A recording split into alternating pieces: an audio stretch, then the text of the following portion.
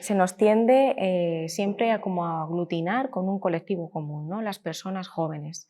Sí, somos un colectivo que tenemos unos problemas en común, pero después hay realidades muy diferentes.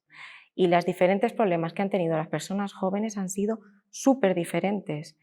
Tenemos personas jóvenes que se han podido adaptar porque estaban estudiando y tenían internet en casa y tenían espacio para desarrollar su actividad. Tenemos personas jóvenes que no.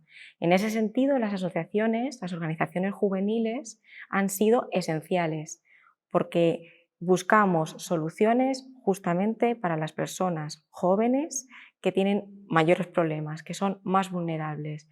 De ahí el peligro de que salgamos de esta crisis tocadas de muerte las organizaciones juveniles. Al final, te estás cargando un espacio cívico fundamental para proteger nuestras democracias. Entonces, por eso reivindicamos tanto la necesidad de que los jóvenes formemos parte de esta solución.